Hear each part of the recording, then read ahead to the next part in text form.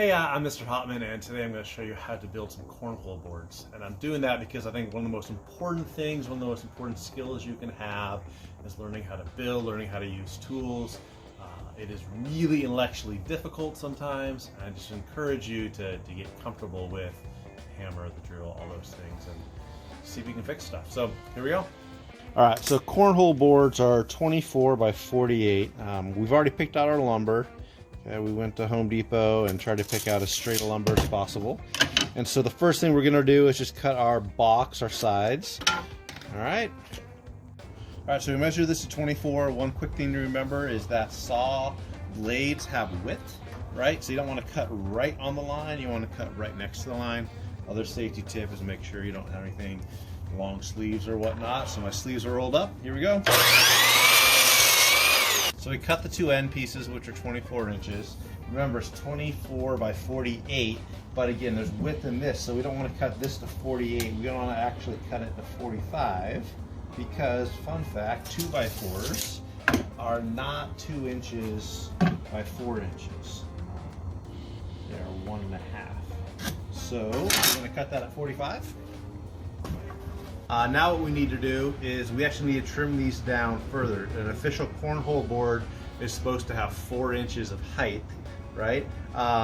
These are 3.5, and I'm gonna go big. I'm putting a 3/4 inch piece of plywood on top as my top for the cornhole board. So I actually need to cut these down, and what that's gonna do is gonna get the dimensions right, but also you'll notice these sides are rounded a little bit, and so this will make it nice and straight, and so the top will sit on. All right, so as you can see, we've cut these off. They're nice and straight using our table saw. Obviously, probably shouldn't start with the table saw, right? Something I got a little bit more comfortable with, but that's a general encouragement, right? Just kind of figure out what you can do, try and fix stuff, and then pretty soon you'll be able to do a little more complicated stuff. So we're gonna go ahead and sand these down. I like to sand them down first before I put everything together, just because it makes it a little bit more, a little easier to deal with. So we're gonna go ahead and sand our 4 pieces now.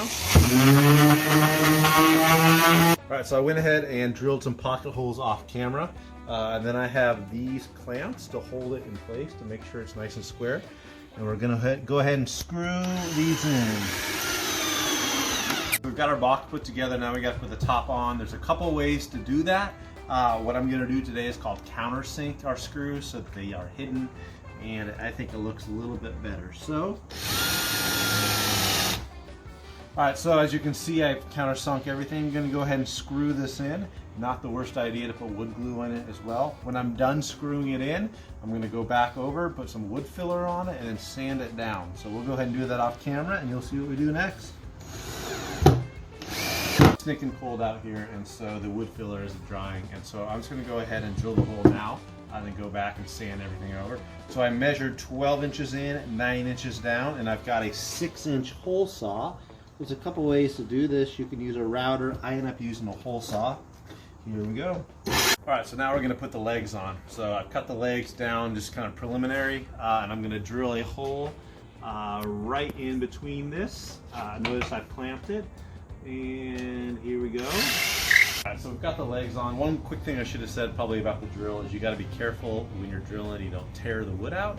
So that's why pilot holes is a good idea.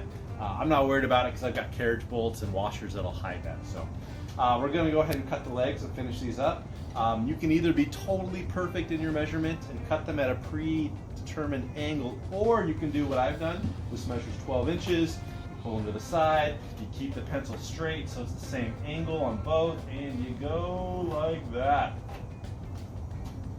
All right, so we marked the angle. Okay, nice easy way to do it. Make sure our angle's perfect. Line it up on the saw and go ahead and cut.